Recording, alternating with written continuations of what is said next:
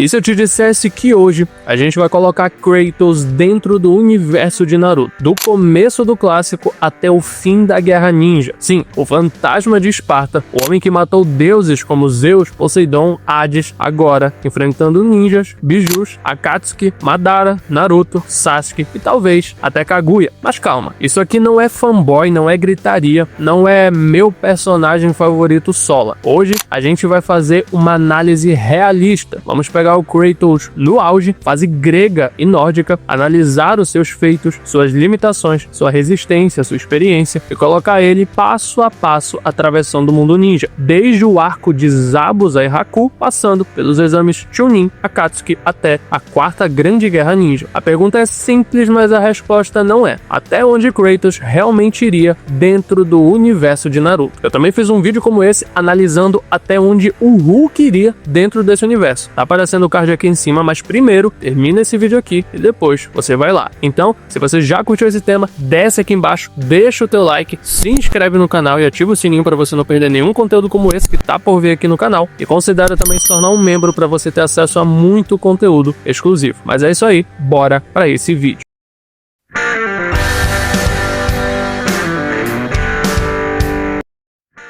Antes de começar os confrontos, a gente precisa deixar uma coisa muito clara. Essa análise vai seguir critérios objetivos. Quando eu digo realista, significa que não vamos comparar apenas aparência de poder ou hype. Vamos comparar feitos mostrados em tela, consistência narrativa, escala de destruição, resistência comprovada, velocidade demonstrada e habilidades específicas. Nada de suposições soltas ou frases como "ele é Deus, então ganha". Não.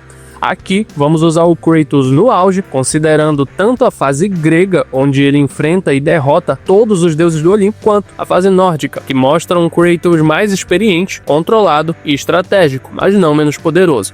Não é uma versão isolada, é o personagem completo no seu melhor momento. Os critérios serão simples. Vitória significa incapacidade real do oponente continuar lutando. Derrota significa morte, selamento inevitável ou incapacidade total de reagir. E limite é o ponto onde o avanço deixa de ser plausível dentro da lógica dos dois universos.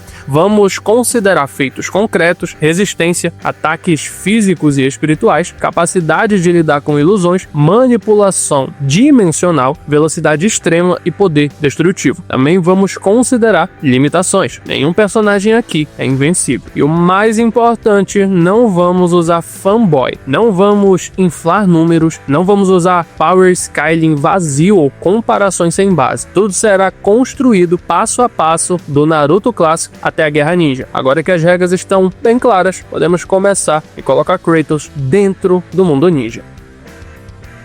Antes da gente jogar o Kratos dentro do mundo ninja, a gente precisa entender o peso desse personagem. Kratos nasceu em Esparta, um dos povos mais brutais e disciplinados da Grécia Antiga. Desde criança foi moldado para a guerra. Ele não é um herói escolhido por profecia, não é um prodígio natural. Ele é resultado de dor, treinamento extremo e sobrevivência constante. Depois de vender sua alma para Ares para vencer uma batalha, Kratos entra em uma espiral de tragédia, vingança e ódio que o transforma no fantasma de Esparta. Ao longo da sua jornada, ele não apenas enfrenta monstros e criaturas mitológicas, ele enfrenta e derrota deuses do Olimpo, titãs colossais e entidades que sustentavam o próprio mundo. Mas o que realmente diferencia Kratos não é só a força, é a mentalidade. Ele já foi traído por deuses, já morreu, já voltou do submundo, já lutou contra inimigos muito maiores que ele, em desvantagem, em ambientes hostis, contra magia, manipulação mental e ataques espirituais. Kratos é um sobrevivente. Ele aprende rápido, se adapta e continua avançando mesmo quando deveria estar morto. E existe um diferencial gigante aqui. Kratos não é apenas força bruta, ele também é estratégico, explorando fraquezas, observando padrões e usando até mesmo o cenário e a sua própria raiva como vantagem em um combate. Se existe um ponto onde Kratos atingiu seu pico absoluto de poder bruto, esse ponto é a fase grega. Aqui, ele não está enfrentando ninjas, guerreiros ou exércitos comuns, ele está enfrentando o próprio Olimpo. Kratos derrota Ares e toma o seu lugar como deus da guerra. Depois, em sua jornada de vingança, ele elimina figuras centrais do panteão grego, como Poseidon, Hades, Hélios, Hermes e Hércules, seu próprio meio-irmão semideus. E no ápice de tudo isso, ele enfrenta e derrota Zeus, o rei dos deuses. E não para por aí, ele também derrota titãs como Cronos, seres colossais de proporções montanhosas, capazes de esmagar cidades inteiras apenas com o próprio corpo. Estamos falando de inimigos que não são apenas fortes fisicamente, mas que representam forças fundamentais daquele mundo. E não só isso, durante toda a sua história, Kratos, além de deuses e titãs, também derrotou entidades e personificações do mundo grego. E é por isso que a fase grega define o teto de poder de Kratos. Aqui, ele derrota deuses em plena fúria, movido por vingança, com força suficiente para enfrentar seres que sustentavam o equilíbrio do mundo. Se existir uma versão capaz de atravessar o universo de Naruto até os níveis mais altos, é essa. Muita gente olha para a fase nórdica e pensa que Kratos ficou mais fraco, mas o que aconteceu não foi um nerf, foi uma evolução. No mundo nórdico, Kratos não é mais o guerreiro movido apenas por ódio e vingança. Ele é mais velho, mais controlado e muito mais consciente das consequências de suas ações. A raiva ainda existe, mas agora ela é contida, direcionada. Ele não luta por impulso, ele luta para sobreviver e para se proteger e também ao seu filho. Aqui, ele é mais técnico, mais estratégico. Ele não depende apenas de força bruta ou de raiva. Ele observa padrões, administra energia, calcula distância, explora erros. Ele não depende apenas de brutalidade, ele domina o ritmo da batalha. Quando colocamos dentro do universo de Naruto, essa versão pode ser tão perigosa quanto o Kratos que destruiu o Olimpo. O primeiro teste real de Kratos no universo de Naruto aconteceria no arco de Zabuza e Haku. Aqui ele não estaria enfrentando deuses, mas também não estaria enfrentando inimigos comuns. Zabuza é um espadachim de elite, ex-membro dos 7 espadachins da névoa, especialista em assassinato silencioso. Ele domina técnicas de ocultação da névoa, transforma o campo de batalha em território próprio e ataca em pontos cegos com precisão letal. Já Haku é velocidade pura e técnica refinada. Com seus espelhos de gelo, ele se movimenta em alta velocidade, atacando de múltiplos ângulos quase simultaneamente. Esse arco representa o primeiro choque real entre dois mundos de combate completamente diferentes.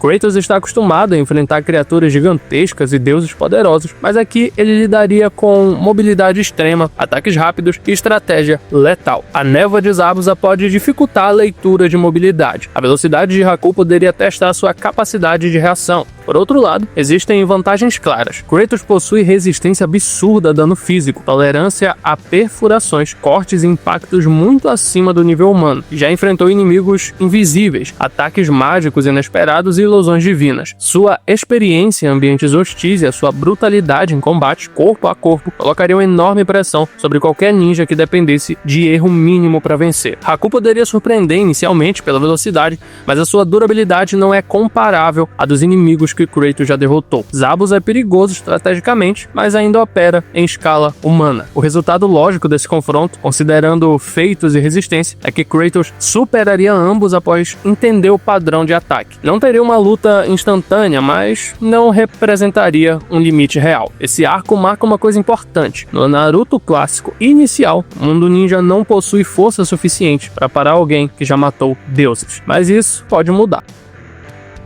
Os exames Chunin são o primeiro grande ponto de virada em Naruto, e aqui o nível muda de verdade. Até então, as lutas eram mais estratégicas e localizadas. Nos exames, vemos jovens ninjas operando em níveis muito acima do esperado, revelando talentos absurdos, técnicas perigosas e um salto claro de intensidade. A velocidade aumenta, o dano potencial cresce e a brutalidade dos confrontos fica evidente. É aqui que Kratos começaria a sentir que o mundo ninja não é tão simples quanto parecia. Se ele enfrentasse Rock Lee, o teste seria a velocidade e combate físico puro. Lee, especialmente ao abrir os portões internos, atinge níveis de movimentação e impacto extremamente altos para o padrão humano. Essa luta testaria a capacidade de reação de Kratos e sua resistência contra múltiplos golpes consecutivos em alta velocidade. A diferença é que, ao contrário dos oponentes de Lee, Kratos já enfrentou inimigos fisicamente muito mais fortes. Então a questão aqui não seria força, mas ritmo e adaptação adaptação. Contra Gaara, o desafio muda completamente. A defesa automática de areia cria uma barreira constante entre atacante e alvo. Além disso, existe o fator do Biju.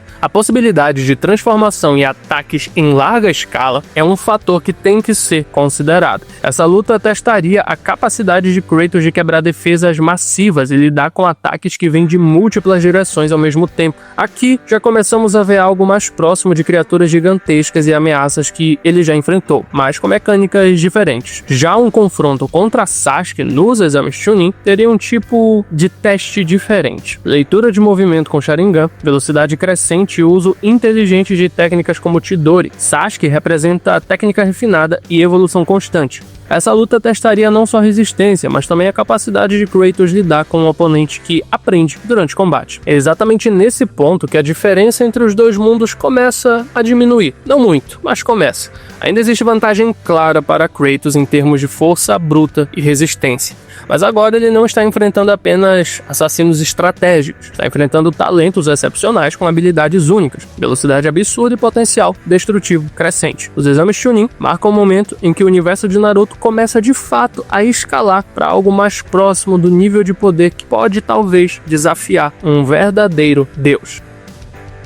Quando entramos em Naruto Shippuden, a escala muda de forma definitiva. Que antes eram combates intensos entre ninjas talentosos, agora se transforma em batalhas que envolvem destruição em larga escala, reservas colossais de chakra e habilidades que ultrapassam completamente o padrão humano. O salto de poder em relação ao clássico é absurdo. Personagens que antes eram promessas, agora operam em níveis que afetam vilas inteiras. Se até agora Kratos tinha avançado com relativa superioridade, é na Akatsuki que o jogo começa a ficar realmente mais desafiador.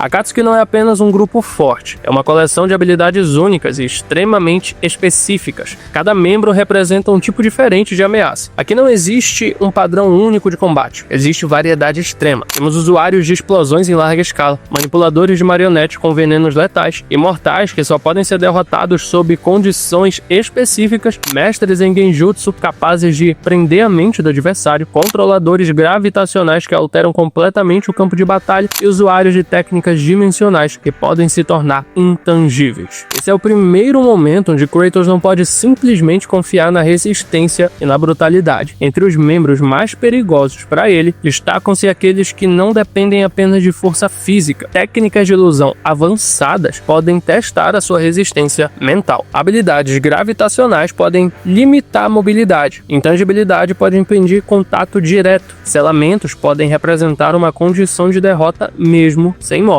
Por outro lado, Kratos ainda possui vantagens claras. A sua resistência absurda a dano físico, sua experiência contra magia e manipulação espiritual e a sua capacidade de adaptação rápida em combate o colocam em vantagem contra membros que dependem apenas de poder destrutivo direto. Inimigos que precisam de contato físico ou que possuem durabilidade limitada provavelmente não suportariam a pressão de um combate direto contra ele. Mas aqui começa a pressão real. Akatsuki introduz um conceito de que vencer não é apenas sobreviver ao dano, é entender a habilidade do oponente antes que seja tarde demais, é descobrir a regra da técnica enquanto está sendo atacado, é lidar com poderes que não seguem lógica convencional. Esse é o ponto onde Kratos deixa de estar confortável. Ele ainda é extremamente perigoso, mas agora está enfrentando adversários que podem vencê-lo não por força, e sim por mecânica. Isso muda completamente o rumo da análise daqui pra frente. Ele tem potencial e pode vencer sim, mas com certeza teria que ser com um mínimo ou talvez nenhum erro para que isso acontecesse.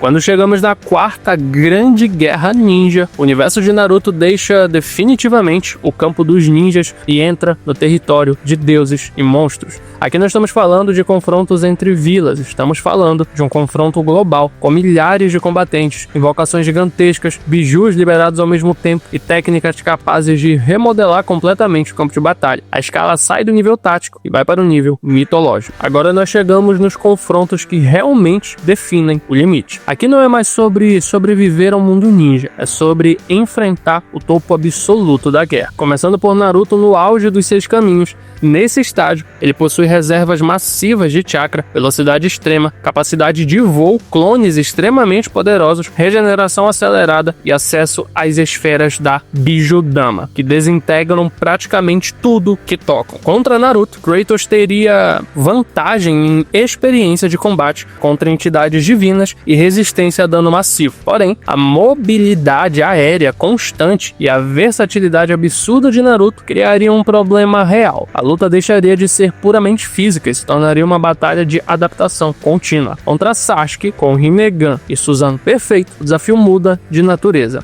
Aqui entra um teletransporte instantâneo, manipulação gravitacional, troca de posição em frações de segundos e um avatar gigante blindado capaz de atacar em larga escala. Kratos já enfrentou criaturas do tamanho de montanhas, então Susanoo não seria algo totalmente novo para ele em escala, mas a combinação de mobilidade, leitura ocular e manipulação espacial começariam a pressionar seriamente. Quando falamos de Madara em forma base, ainda existe espaço para Kratos competir fisicamente. Madara é extremamente poderoso, mas ainda depende de ninjutsu, estratégia e habilidades que podem ser lidas e respondidas. Porém, quando ele se torna Jinchuriki do 10 caudas, a situação muda drasticamente. Regeneração quase instantânea, Bijudamas, controle massivo de chakra e resistência absurda colocam a luta em outro patamar. Aqui não é só força contra força, é resistência contra habilidade que apagam matéria. Obito segue lógica semelhante. Em sua forma base, especialmente com Kamui, ele já representa um enorme problema pela intangibilidade e manipulação dimensional. Kratos teria dificuldade em acertar um oponente que pode simplesmente atravessar ataques. Já como Jinchuriki do 10 caudas, Obito ganha acesso a poder bruto massivo, somado a habilidades quase intocáveis. Esse é um dos pontos mais perigosos da jornada. Até certo momento da guerra, Kratos ainda domina no combate direto. Sua força física, resistência a dano extremo, experiência contra entidades divinas e brutalidade em combate corpo a corpo permitem que ele enfrente versões base desses personagens com chances reais. Mas conforme a transformação do 10 caudas entram em cena e os poderes dos 6 caminhos se tornam o padrão, o universo de Naruto começa a superá-lo não apenas em escala destrutiva, mas em mecânica. A diferença deixa de ser quem é mais forte fisicamente, passa a ser quem possui habilidades que ignoram completamente esse tipo de vantagem. E é exatamente isso que nos leva ao confronto final. Mas falando especificamente sobre esses confrontos, Kratos até pode ter chance de vencer, principalmente se considerarmos todos os equipamentos, armas e poderes que ele adquiriu ao longo de tantos jogos. Se em qualquer momento ele conseguisse trazer o combate para algo físico, fatalmente ele conseguiria vencer. Mas aí está o problema. Quando lidamos com ninjas que não são apenas mais ninjas, a dificuldade fica muito maior e qualquer erro pode ser fatal para o Kratos.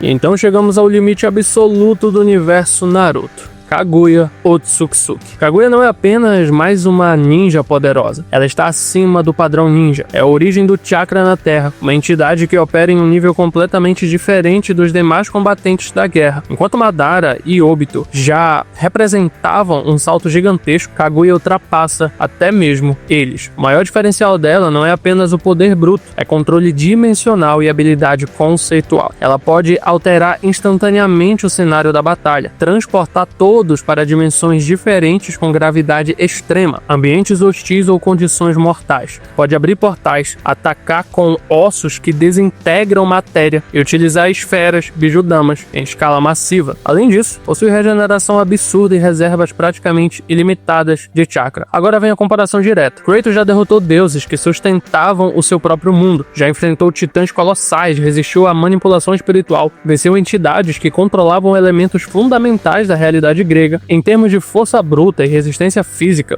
ele é absolutamente comparável a seres mitológicos de alto nível, mas a diferença aqui é mecânica. Kratos nunca enfrentou alguém que pudesse, a qualquer momento, mudar completamente a dimensão da luta para um ambiente onde as regras físicas se alteram drasticamente. Ele já enfrentou inimigos que utilizavam de ilusões e venceu, saindo delas, mas não exatamente dessa forma literal. Em combate direto, Kratos poderia pressionar, poderia resistir a ataques massivos, poderia causar dano significativo se conseguisse um contato real, poderia até mesmo derrotá-la, mas contra manipulação dimensional constante, ataques que desintegram matéria e um nível de controle que exige selamento específico para ser derrotado, a vantagem começa a escapar. A análise honesta aponta que é aqui que está o teto. Kratos chegaria extremamente longe, superaria o Naruto clássico, os exames Chunin, grande parte da Akatsuki e até competiria em níveis altos da Grande Guerra Ninja, podendo até vencê-la em um cenário perfeito. Mas contra Kaguya, onde a batalha deixa de ser física e passa a ser dominada por controle dimensional absoluto, o limite finalmente aparece. E nesse ponto, o matador de deuses encontra algo que não pode simplesmente esmagar.